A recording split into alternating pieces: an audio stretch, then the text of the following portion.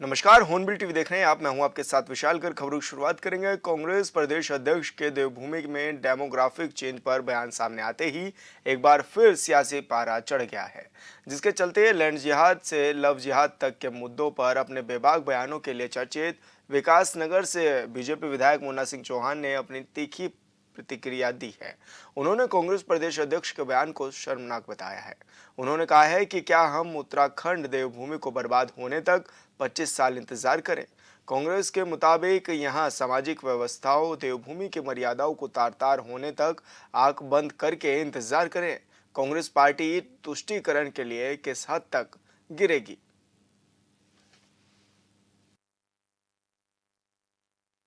बहुत ही दुखद है और बेशर्मी की हद है। रात को जो घटना हुई और आज जो रात को घटना में कही तो सही साबित हुई, वो दोनों अपराधी गिरफ्तार हो गए और उस नाबालिग बच्ची ने आपी बीती बयान की। मैं उसमें डिटेल्स में नहीं जा रहा हूं क्योंकि उस मर्यादा का मैं पालन करूंगा। बजाय उस पे चिंता जाहिर करने के, बजाय उसके उसको उसको कंडेम करने के,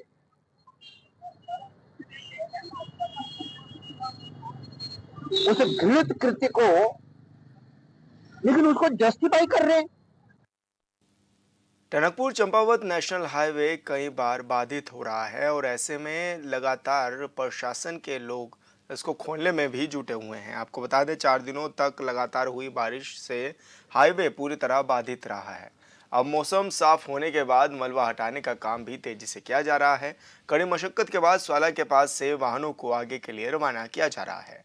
वहीं रविवार शाम को डीएम नवनीत पांडे मौके पर पहुंचे और मलबा हटाए जाने के कार्यों का निरीक्षण भी किया। साथ ही मौके पर मौजूद अधिकारियों को दिशा निर्देश भी इस दौरान डीएम ने दिए हैं।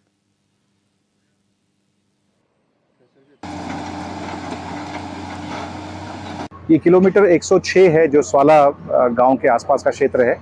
यहाँ पे काफ़ी हैवी स्लाइड आया था और 12-13 तारीख की बारिश के बाद यहाँ काफ़ी डैमेजेस हुए थे। यहाँ की हमारी जो एनएच की टीम है वो लगातार 24 घंटे काम कर रही है, लेकिन यहाँ पे खतरा भी बहुत ज़्यादा है और जो हमारा जो लूज रॉक है वो बहुत ज़्यादा है। हमने प्रयास किया था पिछले 2 दिनों में कि हम लोग लाइट व्हीकल को क्रॉस कराएंगे और उसके बाद हमने कल एफर्ट्स किए थे कि हेवी ट्रैफिक भी जो है वो क्रॉस कराया जाए, लेकिन हेवी ट्रैफिक जैसे ही हमने पार कराने की कोशिश करी वहाँ पे काफ़ी ज़्यादा सिंकिंग हुई है और वो अनसेफ हो गया है। आज भी हम देख रहे हैं कि एनएच की टीम सुबह लगभग 6 बजे से काम कर रही है और लगभग 11-12 घंटे के बाद भी हम लोग अभी सक्सेस नहीं आ पाई है। हमें उम्मीद है कि हम लोग मे बी आज शाम या कल सुबह तक लाइट ट्रैफिक के लिए हम लोग इस वहाँ मार्ग। बीते दिनों लोहाघाट ब्लॉक के सीमांत क्षेत्र में आई आपदा से डूंगरा बोरा क्षेत्र की सड़क जगह जगह बह गई थी, जो कि आपदा के 9 दिन बाद भी नहीं खुल पाई है। यहां तक कि क्षेत्र के पैदल मार्ग भी बह चुके हैं।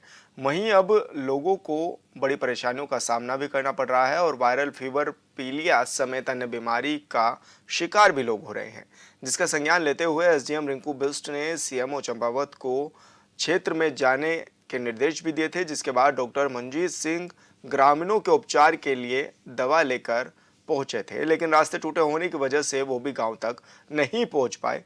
इसलिए उन्होंने किसी तरह दवा को मंडवा के हेल्थ एंड वेलनेस सेंटर तक भिजवा दिया है।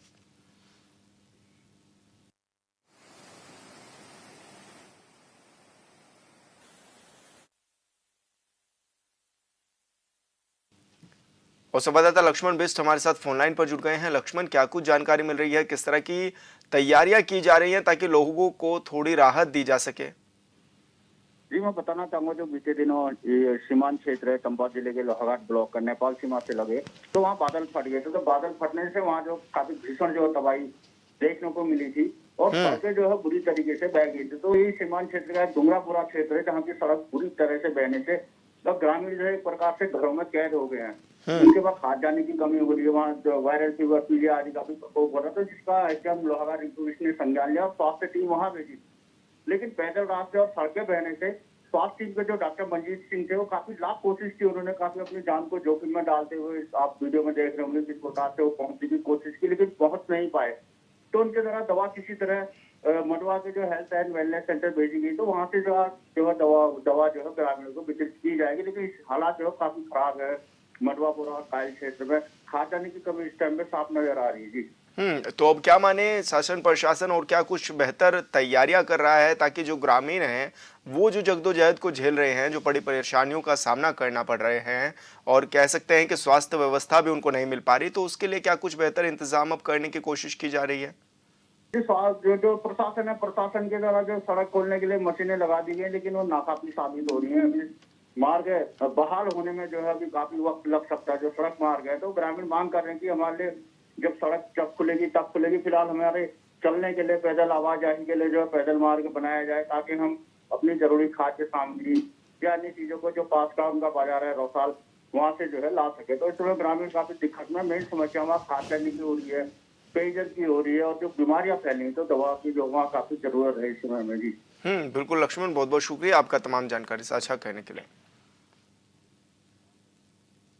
राज्य आंदोलनकारियों के 10% क्षेत्रीय आरक्षण का मामला हाईकोर्ट पहुंच गया है। इस मामले में हाईकोर्ट ने सरकार से इस एक्ट का आधार और डेटा मांगा है। इसके लिए सरकार को 6 हफ्ते का समय भी दिया गया है। वहीं इस मुद्दे पर कांग्रेस ने प्रदेश सरकार पर कटाक्ष किया है। कांग्रेस का कहना है कि सरकार को कोर्ट में जाने से पहले सभी तैयारियां पूरी करनी चाहिए थी।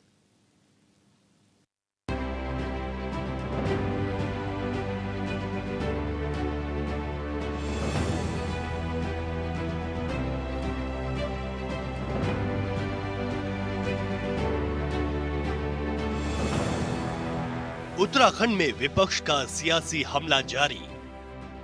बीजेपी सरकार की नीतियों पर उठाया सवाल। राज्य आंदोलनकारियों के आरक्षण पर सवाल। पूरी तैयारी के साथ कोर्ट क्यों नहीं गई सरकार?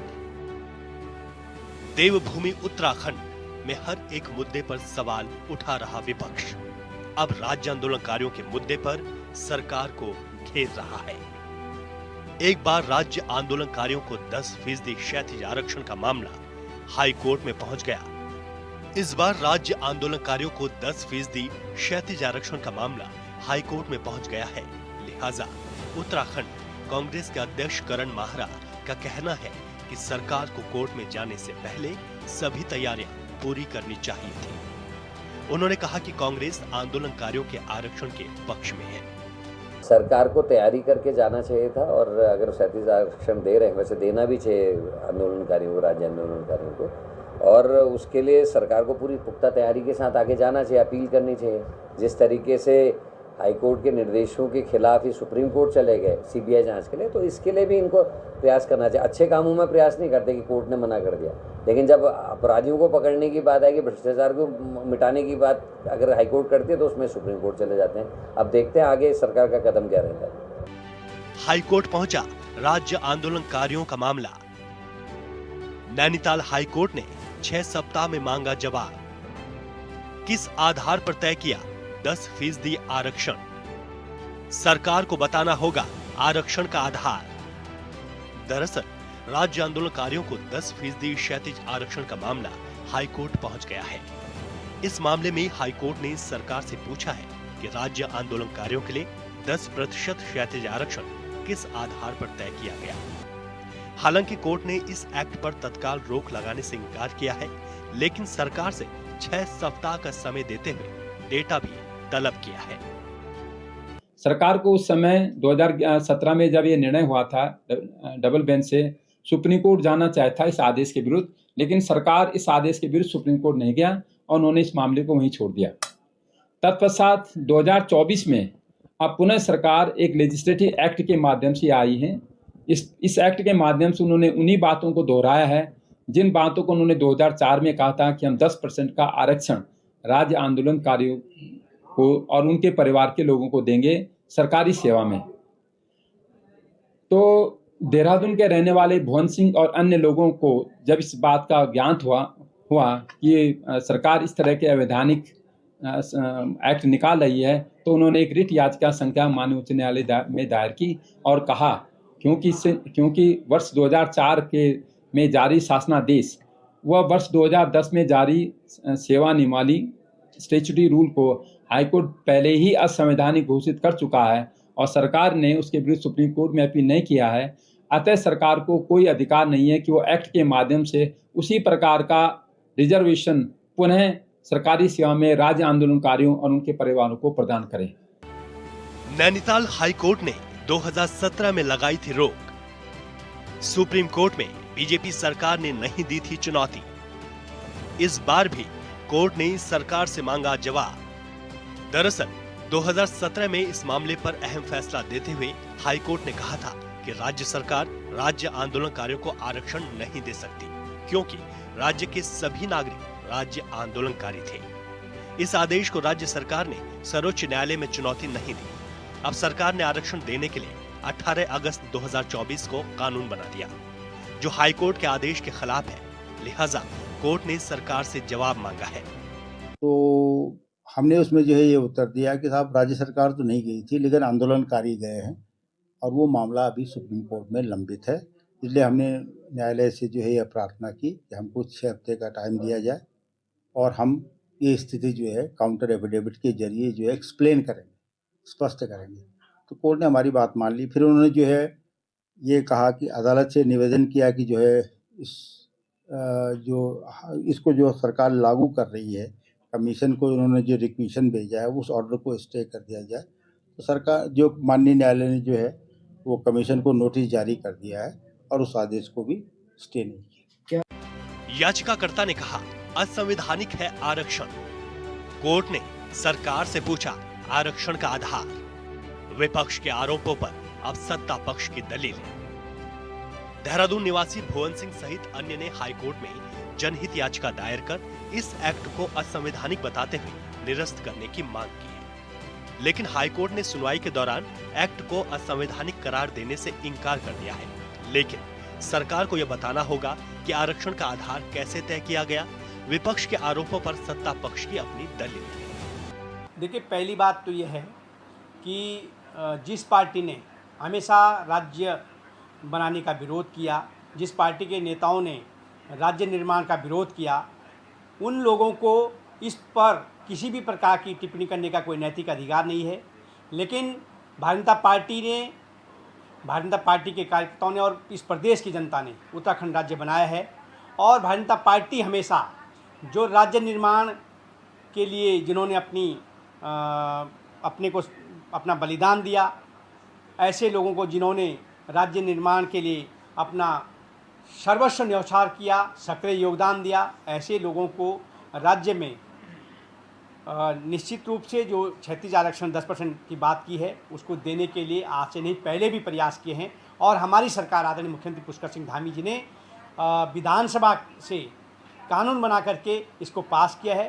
कहीं कोर्ट में किसी प्रकार की कोई रही हो तो कोर्ट का जो आदेश हुआ है उस पर भी सरकार के द्वारा अपना पक्ष रखा जाएगा। लेकिन भारतीय जनता पार्टी हमेशा राज्य निर्माण आंदोलनकारियों को 10% 36 आरक्षण देने के पक्ष में रही है और आगे भी रहेगी। बीजेपी ने राज्य की जनता से किया है वादा। कानून तो बना, लेकिन कोर्ट ने सवाल पूछा।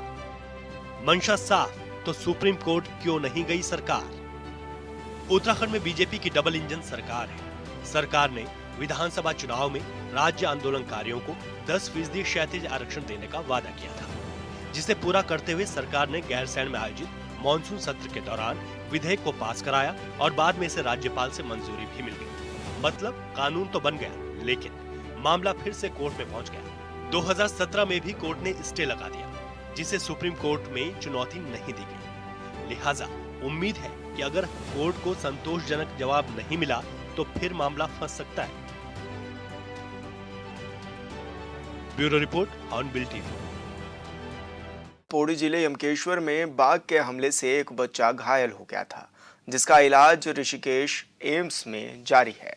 ऐसे में बच्चे की सुरक्षा को देखते हुए ग्रामीणों ने कई बार डीएम से ये निवेदन भी किया था कि स्कूलों की छुट्टी की जाए, जिसको देखते हुए क्षेत्र में अब डीएम ने छुट्टी के आदेश भी जारी कर दिए हैं। ऐसे में सोमवार और मंगलवार को जिले के सभी स्कूलों की छुट्टी रहेगी।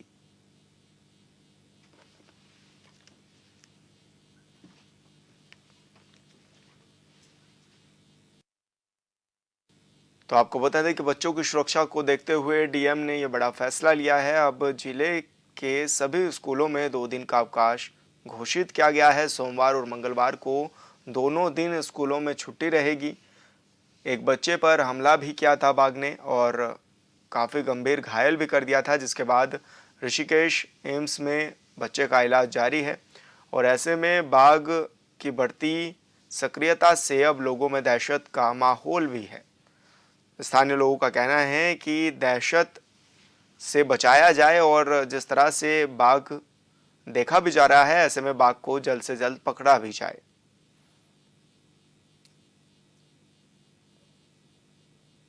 तो ऐसे में बच्चों की सुरक्षा को देखते हुए डीएम ने यह बड़ा फैसला लिया है, जहां पर डीएम ने 2 दिन का अवकाश भी घोषित कर दिया है।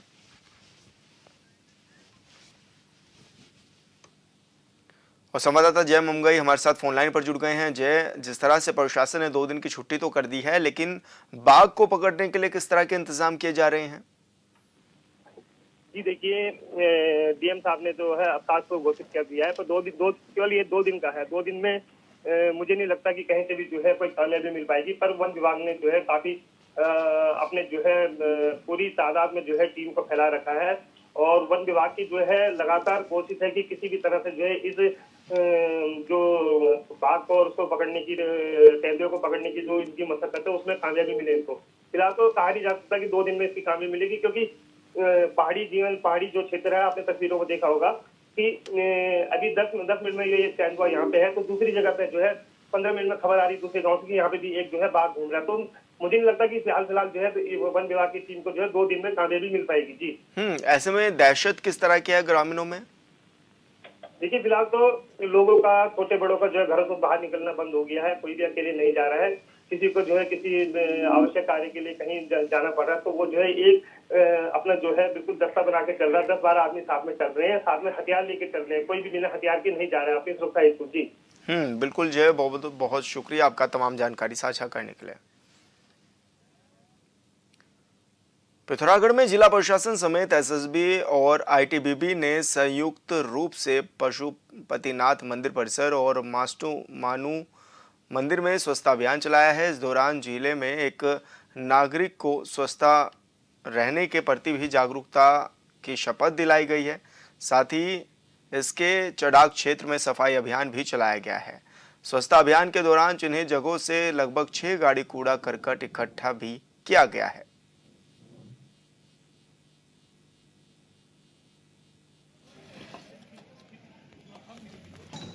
इसमें आज जो है एक वृहद सफाई कैंपेन जो है कार्यक्रम आज यहाँ पर ऑर्गेनाइज किया गया है, चंडाक से लेकर मोस्ट मानू मंदिर तक।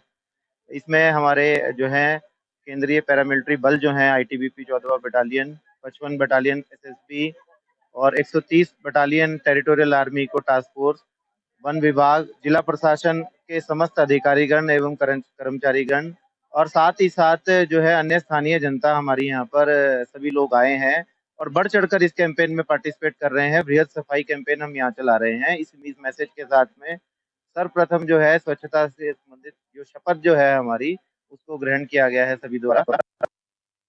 रुड़की के मंगलोर में अपराध पर लगाम और ट्रैफिक नियमों की धज्जियां उड़ाने वालों पर निगरानी के लिए जगह जगह 40 सीसीटीवी कैमरे लगाए गए थे और अब सभी सीसीटीवी बेकार पड़े हैं। जिम्मेदार अधिकारियों से सवाल पूछा गया तो उन्होंने कहा कि नगर पालिका के पूर्व चेयरमैन के कार्यकाल में काम हुआ था, लेकिन ये सच है कि कमीशन के चक्कर में सीसीटीवी क्वालिटी के नहीं रहे हैं। ऐसे में सवाल क्या है, इस पर कार्रवाई कब की जाएगी ये भी अभी मालूम नहीं है।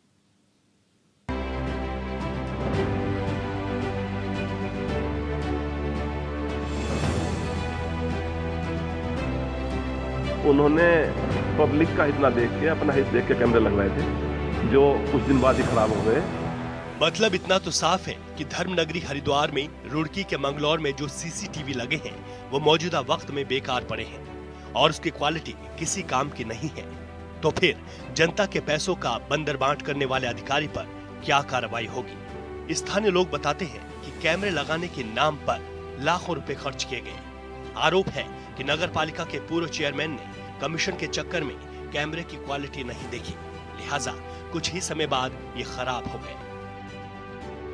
कुछ साल पहले जो पिछला बोर्ड था नगर पालिका ने उसमें कस्बे में कैमरे लगवाए थे और हमने भी ये सोचा था कि कैमरे लग रहे हैं तो कस्बे में कुछ क्राइम वगैरह पे कंट्रोल होगा। और मैंने प्रशंसा भी की थी तत्कालीन चेयरमैन की कि चेयरमैन साहब ने सराहनीय काम किया है, लेकिन वो मंशा उनकी जल्दी ही सामने आ गई क्योंकि कैमरों की क्वालिटी बेहद घटिया है। उन्होंने पब्लिक का हित ना देख के अपना हित देख के कैमरे लगवाए थे जो कुछ दिन बाद ही खराब हो गए। रुड़की के मंगलौर कस्बे में सुरक्षा के लिहाज से लाखों रुपए कीमत के लगाए गए सीसीटीवी कैमरे अपनी बदहाली पर आंसू बहा रहे हैं। कुछ महीने चलने के बाद कस्बे के सभी सीसीटीवी कैमरे बंद हो गए। कैमरे बंद होने के कारण पुलिस चोर उचक्के को भी पकड़ने में नाकाम साबित हो रही है। आपराधिक घटना का खुलासा किए जाने को लेकर शुरुआती जांच सीसीटीवी कैमरों से होकर गुजरती है, लेकिन कई जगहों पर सीसीटीवी कैमरे खराब हैं या फिर मेंटेनेंस के अभाव में बंद हैं।